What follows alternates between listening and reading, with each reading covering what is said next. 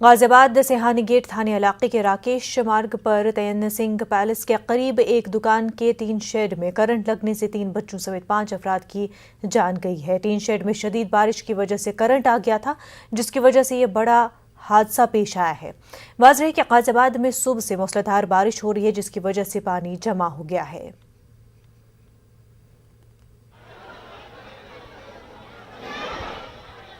नहीं, 5 लोगों की डेथ हुई है, जिसमें 3 बच्चे हैं और एक लेडी है, एक जेंट्स है और 2 एक परिवार से हैं, 3 अलग अलग हैं। फिलहाल एसडीएम लोकल जो हैं उनसे हम और सीओ की ज्वाइंट जांच आ रही है। प्रथम दृष्टया जो संज्ञान में आया है कि मतलब जो है अभी कल ही एक नया टीन सेट लगा हुआ था और टीन सेट लगने के कारण कहीं पे वायरिंग में कटिंग वटिंग हो गई थी, जिसने भी किराएदार ने अपना लगाया हुआ था और उससे पोल पे करंट आ गया था, जिसको टच करने से बारिश हो रही थी। लोग उसमें गए, कुछ शॉप पे सामान लेने गए थे, उससे कैजुअलिटी हो गई है।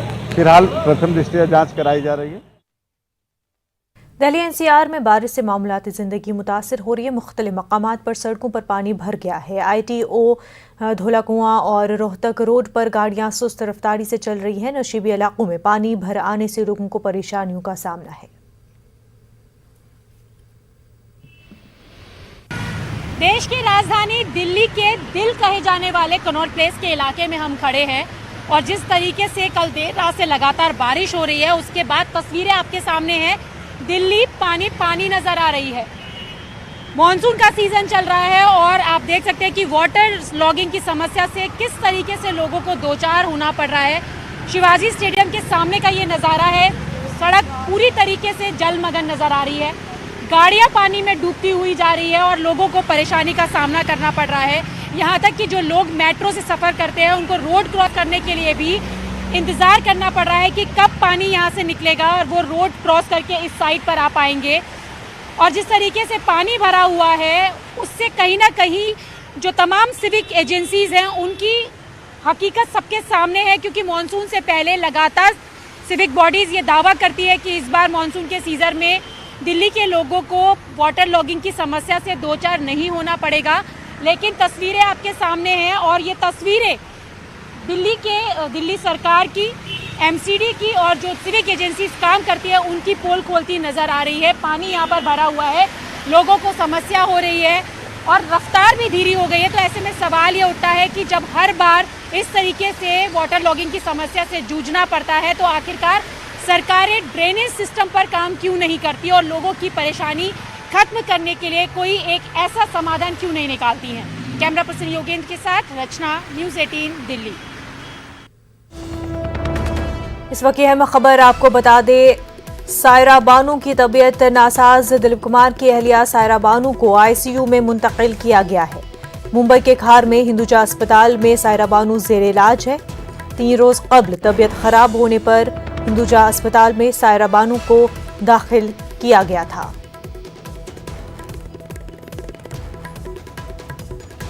हमारे नुमाइंदे अमित राय इस वक्त हमारे साथ जुड़ चुके हैं। सायरा बानू की तबीयत के हवाले से अमित, अपडेट बताएं।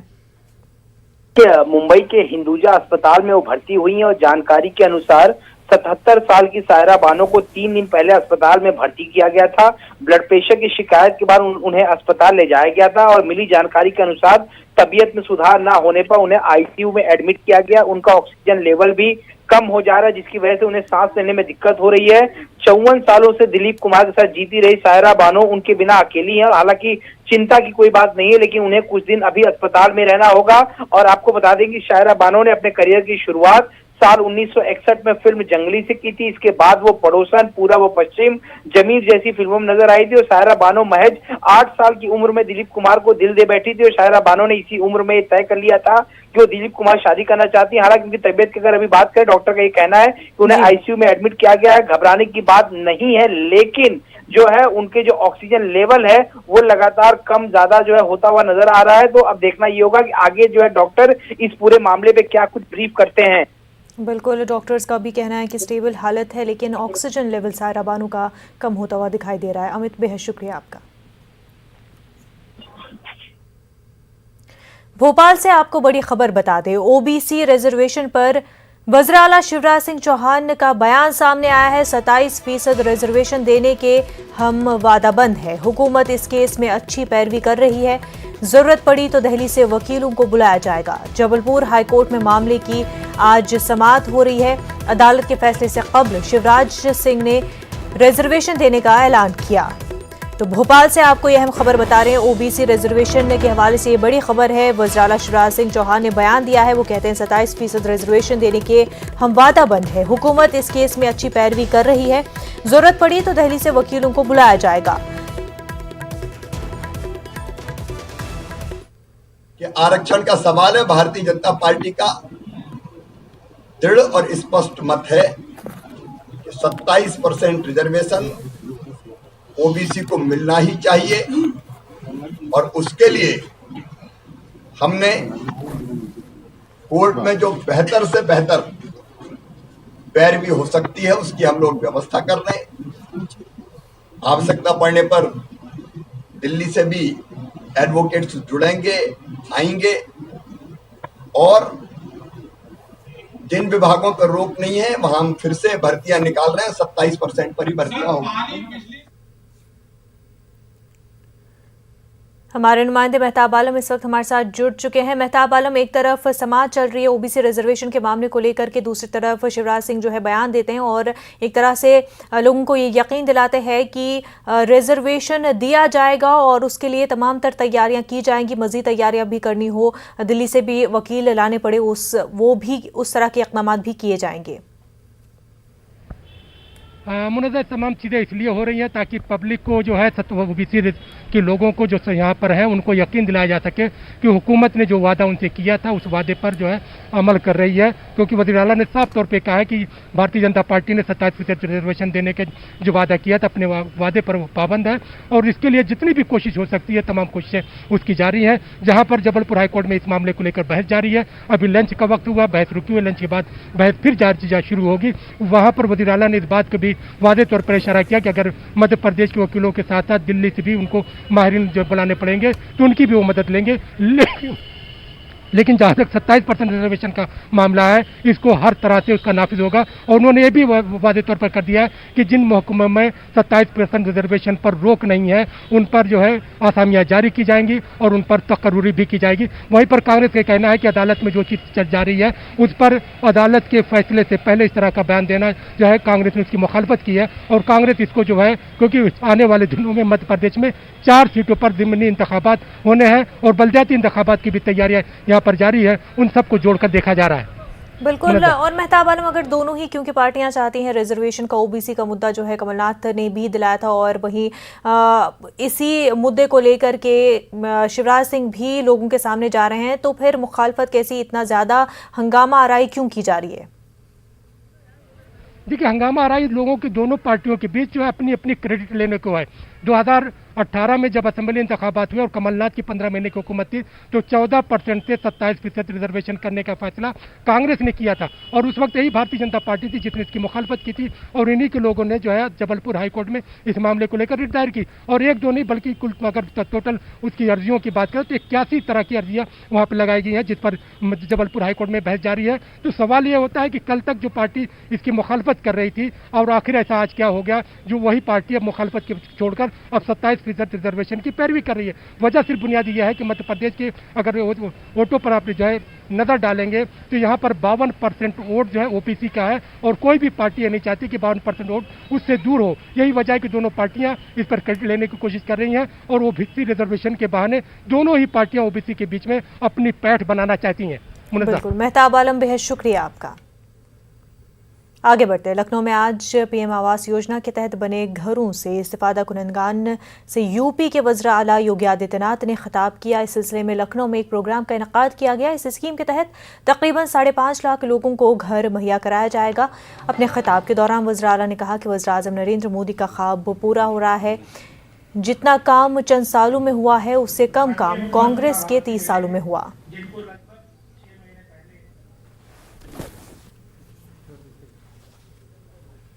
प्रधानमंत्री मोदी जी का सपना कि हर गरीब का घर हो अपना, यह साकार उत्तर प्रदेश के अंदर होता हुआ दिखाई दे रहा है, जब 4 वर्ष के दौरान ही मात्र प्रदेश के अंदर मात्र 4 वर्ष के अंदर 41,73,000 से अधिक लाभार्थियों को ग्रामीण और शहरी क्षेत्र में एक आवास उपलब्ध हुआ है। मैं इसके लिए आप सभी लाभार्थी भाइयों बहनों को हृदय से बधाई देता हूं, अपनी शुभकामनाएं देता हूं। और आज 5,51,000 लाभार्थी अपने गृह प्रवेश कर रहे हैं। इसके लिए भी आप सबके प्रति मेरी मंगलमय शुभकामनाएं हैं, आपको ढेर सारी बधाइयां हैं। देखिए, 4 वर्ष में लगभग 42 लाख के आसपास लोगों को आवास उपलब्ध हो रहा है। लेकिन अगर हम पिछले 30 सालों का आंकड़ा देखेंगे तो मुश्किल से 53 लाख लोगों को 30 वर्षों में आवास मिल पाया था। यानी पहले ये चीजें दिखाती हैं कि सरकार के पिछले 2014 के पहले देश के अंदर जो सरकार होती थी उसके एजेंडे में गरीब नहीं होता था। उसके एजेंडे का हिस्सा न गांव था, न गरीब था, न किसान था, न नौजवान था, न महिलाएं थी। प्रधानमंत्री मोदी जी के प्रति हम सबको आभार व्यक्त करना चाहिए कि उन्होंने 2014 में आने के बाद गरीब को, गांव को, किसान को, नौजवान को, महिलाओं को बिना भेदभाव के शासन की योजनाओं के साथ जोड़ा। पिछले साल न्यूज़ 18 और बायजूस की एक नई पहल ने आपको कई ऐसे यंग जीनियस से मिलवाया जिन्हें देखकर हम सब हैरत में पड़ गए। उम्र उनकी भले ही छोटी हो, जब न्यूज़ 18 के स्टेज पर उन्होंने अपने बड़े काम दिखाए तो पूरा मुल्क उन्हें ही देखता रह गया। कोई मैथ्स तो कोई म्यूजिक, कोई स्पोर्ट्स तो कोई आर्ट्स, सब के सब निकले अपने फील्ड के जीनियसेस। अब वही स्टेज दोबारा तैयार है ऐसे और यंग जीनियसेस को पूरे मुल्क से मिलवाने के लिए। अगर आप भी जानते हैं ऐसे और यंग जीनियसेस को तो रजिस्टर कीजिए news18.com/younggenius पर या बायजूस ऐप डाउनलोड करके जाएं जीनियस सेक्शन में, क्योंकि शुरू होने जा रहा है Byju's young genius season 2 news 18 की पहल।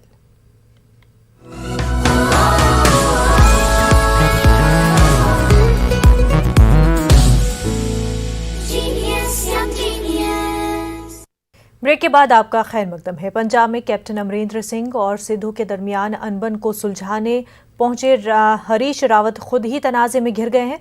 ज़राए के मुताबिक हरीश रावत ने सिद्धू और उनके रुफ़क़ा का तक़ाबुल सिख मजहब के अजीम पंज प्यारों से कर दिया, जिसके बाद हंगामा बर्पा हो गया। मामला तूल पकड़ता देख माजरत ख्वाही की हरीश रावत ने कहा कि उन्होंने एहतरामन इस लफ्ज़ का इस्तेमाल किया था, लेकिन अगर किसी के जज्बात को ठेस पहुंची है तो वो माफ़ी मांगते हैं। राकेश अस्थाना की बतौर दिल्ली पुलिस कमिश्नर तकर्रुरी को चैलेंज करने वाली अर्जी पर हाईकोर्ट में समाअत हुई। अर्जी पर समाअत करते हुए दिल्ली हाईकोर्ट ने मरकज को नोटिस जारी किया है। अदालत ने राकेश अस्थाना की तकर्रुरी पर उठे सवाल पर मरकज से जवाब मांगा है। इस केस की अगली समाअत 8 सितंबर को होगी। आम आदमी को महीने के पहले दिन ही बड़ा धचका लगा है। सरकारी तेल कंपनियों ने एक बार फिर घरेलू एलपीजी सिलेंडर की कीमत में 25 रुपए का इजाफा कर दिया है। एलपीजी की बढ़ती कीमत ने लोगों के घरों का बजट खराब कर दिया है और इसकी वजह से आम आवाम भी बहुत परेशान है। सिर्फ 15 दिनों में गैर सब्सिडी वाले एलपीजी सिलेंडर की कीमत में 50 रुपए का इजाफा हुआ है। वहीं बगैर सब्सिडी के 14.2 किलो गैस सिलेंडर की कीमत में 25 रुपए का इजाफा हुआ है। साथ ही 19 किलो कमर्शियल गैस सिलेंडर की कीमत में 75 रुपए का इजाफा हुआ है। इस इजाफे के बाद दिल्ली में 14.2 किलो का एलपीजी सिलेंडर 884 रुपए 5 पैसे हो चुका है। वहीं यूपी में आज से बच्चों के स्कूल खुल गए हैं। स्कूल में 1 से 5वीं दर्जात के तलबा ऑफलाइन पढ़ाई अब कर सकते हैं। स्कूलों में कोविड प्रोटोकॉल का मुकम्मल ख्याल रखने की सख्त हिदायत दी गई हैं। 4-4 घंटे की 2 शिफ्टों में क्लासेस होंगी। एक शिफ्ट में क्लासेस में सिर्फ 50% ही तलबा पढ़ाई करेंगे। वहीं क्लासरूम में ही असेंबली होगी। इंटरवल में क्लास में ही लंच करना होगा।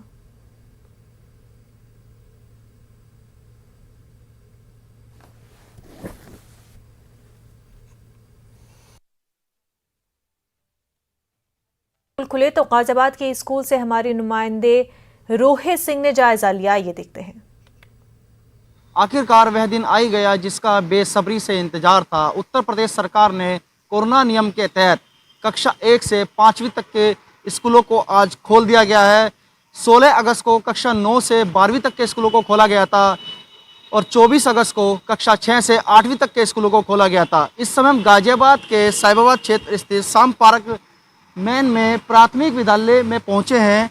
आज कोरोना नियम के तहत स्कूलों को खोला गया है, पहला दिन है। चलिए देखते हैं स्कूल में क्या एहतियात बरते गए हैं, क्या इंतजाम किए गए हैं स्कूल में। इस समय तस्वीरों में देख सकते हैं सबसे पहले सैनिटाइज की व्यवस्था की गई है। प्रधानाचार्य भी हमारे साथ मौजूद है। आज हालांकि बारिश भी बहुत तेज़ है, गाजियाबाद में बहुत तेज़ बारिश भी हो रही है, इस कारण बच्चे भी बहुत कम पहुंच पाए हैं। सबसे पहले हम जानते हैं मैम क्या एहतियात बरते जा रहे हैं और क्या इंतजाम किए गए हैं। आज से स्कूल खोला गया है, पहला दिन है। हमारे यहाँ पहले ये सैनिटाइजर और हैंड वॉश और मास्क वगैरह सारा कुछ व्यवस्था किया गया है कि बच्चे आएंगे उनको हाथ धुलवाया जाएगा और बच्चों का स्वागत के लिए उनकी सारी कुछ व्यवस्था की गई है। और जल भराव की वजह से बच्चे अभी नहीं स्कूल पहुँचे हैं और 2-4 बच्चे स्कूल में उपस्थित हैं। तस्वीरों में भी आप देख सकते हैं सुस्वागतम, यानी पहला दिन था और पहले दिन बोर्ड पे भी लिखा गया है कि आपका बहुत स्वागत है। काफ़ी दिनों बाद बच्चे भी पहुंचे हैं और तस्वीरों में देख सकते हैं कुछ बच्चे पहुंचे हैं, छोटे छोटे बच्चे हैं, क्लासों में बुक ले रखी है बच्चों ने। कैसा लग रहा है बच्चे, पहले दिन आप पहुंचे हो? क्या नाम है आपका? शिवम। कैसा लग रहा है पहले दिन आप पहुंचे हो? अच्छा। स्कूल लाना अच्छा लग रहा है आज? आप बताओ, बहुत छोटे बच्चे हो, कैसा लग रहा है? पढ़ाई कर रहे हो? आज पहला दिन है, खुश हो? तो बच्चे आज पहुंचे हैं, बहुत छोटे छोटे बच्चे हैं, पहला दिन है और हमारे साथ इस समय टीचर भी मौजूद है जो बच्चों को पढ़ा रही थी। मैम पहला दिन है, क्या पढ़ाया जा रहा है और बच्चे वैसे कम पहुंचे क्लास में, क्या कहना? सर पहले दिन तो हम उन्हें पढ़ाएंगे नहीं, पहले सर कुछ एक्टिविटी कराएंगे कि जिससे उनका मन लग सके। आज पहला दिन है, लगभग 6 महीने बाद फिर विद्यालय खुले हैं, थोड़ी कुछ एक्टिविटी कराना चाहते हैं कि बच्चे हमसे खुल के बोल सकें। छोटे छोटे बच्चे हैं, ऑनलाइन क्लास तो ये नहीं कर पा रहे थे, मोबाइल की भी बहुत समस्या रहती है क्योंकि कक्षा 9 से जो 12वीं तक के स्कूल भी खोले गए थे उन्हें भी समस्या आती थी, तो बहुत छोटे हैं, तो किस तरह पढ़ाया जा रहा था? सर ऐसा है, जिन बच्चों के माँ बाप के पास स्मार्टफोन था उन्हें हम ऑनलाइन पढ़ा रहे थे और जिन बच्चों के पास नहीं था तो सर हम उनके क्षेत्र में जाके उनको पढ़ा रहे थे, मोहल्ला पाठशाला के द्वारा उनको पढ़ा रहे थे। तो ये हमारे साथ मौजूद थे प्राइमरी स्कूल के टीचर जो बता रहे थे हम मोहल्ला पाठशाला के द्वारा भी बच्चों को पढ़ा रहे थे और बहुत ही छोटे छोटे बच्चे आज स्कूल में पहुंचे हैं और पहला दिन है। बारिश भी बहुत तेज़ थी लेकिन उत्साह बना हुआ है। रोहित सिंह, न्यूज़ 18 गाजियाबाद। कोरोना की वजह से तवील अरसे तक बंद रहने के बाद आज से दिल्ली के स्कूल खुल गए हैं। हालांकि सिर्फ 10वीं, 11वीं, 12वीं जमात के बच्चों को स्कूल बुलाया गया है। आज 10वीं और 12वीं जमात के बच्चे स्कूल आए हैं। एक स्कूल के प्रिंसिपल राजेश्वरी कापरे ने न्यूज़ 18 से खास बातचीत की। जहां एक और हमारे एक्सपर्ट्स कोरोना की तीसरी लहर की संभावना जता रहे हैं, उसी बीच देश की राजधानी दिल्ली में 9वीं से 12वीं तक के स्कूल आज से खोल दिए गए हैं। इस वक्त हम दिल्ली सरकार के एक सरकारी स्कूल में खड़े हैं। बच्चे 50% सिटिंग कैपेसिटी के साथ स्कूल में पहुंचे हुए हैं। जिस तरीके से दिल्ली में आज तेज बारिश हो रही है लेकिन उसके बावजूद भी बच्चों की संख्या देखकर आप अंदाज़ा लगा सकते हैं कि बच्चे कितने लंबे समय से स्कूल खोलने का इंतज़ार कर रहे थे और इंतज़ार अब खत्म हो चुका है। बच्चे क्लासरूम में पहुंच चुके हैं। स्कूल की तरफ से क्या कुछ व्यवस्थाएं कराई गई हैं ये भी हम बात करेंगे स्कूल के प्रिंसिपल राजेश्वरी कापरी जी से, वो हमारे साथ जुड़ चुकी हैं, उनसे हम बात करेंगे। मैम सबसे बड़ी बात तो ये है कि एक तरफ तो कोविड की तीसरी लहर की बात की जा रही है और आज से स्कूल खोलने के निर्देश जारी कर दिए गए हैं। कितना बड़ा चैलेंज आप लोग देख रहे हैं? ये बहुत बड़ा चैलेंज है क्योंकि हम अपने बच्चों की सुरक्षा के प्रति चिंतित हैं और अपने को उत्तरदायी भी मानते हैं। हमने बच्चों के लिए थर्मल स्कैनर की व्यवस्था करी है, सैनिटाइज़र की व्यवस्था करी है, मास्क की करी है और हमने कमरे बच्चों के आने से पहले सैनिटाइज़ कराए हुए हैं। टॉयलेट्स को 3-4 बार सैनिटाइज़ करने की व्यवस्था करी है और ये भी बच्चों को निर्देश है कि खाना आपस में शेयर ना करें, जो खुद लाएँ वो खाएँ। और हमने खुद बच्चों के लिए बिस्किट्स वगैरह की व्यवस्था करी है। अगर बच्चों को भूख लगती है तो वो मुक्त कंठ से कह सकते हैं और उनकी समस्या का निदान होगा। चैलेंज ये है कि 50% बच्चों की कैपेसिटी के साथ हमने बच्चे बुलाए हैं, तो ऑफलाइन पढ़ाएंगे हम, जिसके लिए बच्चे बड़े एक्साइटेड हैं। इसके साथ साथ हमारे बच्चों को ऑनलाइन पढ़ाने की भी व्यवस्था है। तो अब टीचर्स पर इसका एक बहुत बड़ा असर पड़ने वाला है और टीचर्स इसके प्रति ज़्यादा जिम्मेदारी से मेरे ख्याल से काम करेंगे, क्योंकि ऑनलाइन वो स्कूल में पढ़ाएंगे और ऑफलाइन वो स्कूल के बाद भी पढ़ा सकते हैं, क्योंकि साइमल्टेनियसली हम दोनों चीज़ें नहीं कर सकते हैं और उसके लिए दोनों तरह से अलग अलग प्लान बनाए जा रहे हैं और हम लोग तैयार हैं, क्योंकि आपने कहा कि तैयार है, चुनौती बहुत ज़्यादा है। और जब स्कूल खोले जाने की बात कही जा रही थी तो कहा जा रहा था कि पेरेंट्स की परमिशन के बाद स्कूल खोलने का निर्णय लिया गया है, तो क्या कुछ एनओसी लेटर्स भी आपके पास आए हैं? जी, हमने बच्चों के पेरेंट्स से एनओसी मंगाए हैं जो कि डीडीएमए की गाइडलाइंस के हिसाब से थे, और उन्हीं बच्चों को विद्यालय आने के लिए अनुमति है जो अपने पेरेंट्स की कंसेंट के साथ आएंगे। और कोरोना वबा के दौरान बाहमी इमदाद और इंहिसार का जज्बा मुस्तहकम हुआ है। मुल्क इस वबा से मुतहिद होकर मुकाबला कर रहा है। टीकाकारी के ऐलान के बाद हम बेहतर ताउन करें जिससे हम कोरोना को मात देने की जानिब कदम बढ़ा सके। नेटवर्क 18 इस मुहिम में हर कदम पर आपके साथ रहेगा। जब तक सभी महफूज नहीं होते तब तक कोई भी महफूज नहीं होगा। इसी सोच की बुनियाद पर हमारी मुहिम संजीवनी का मकसद ये यकीनी बनाना कि वैक्सीन पाना सभी हिंदुस्तानियों का हक है।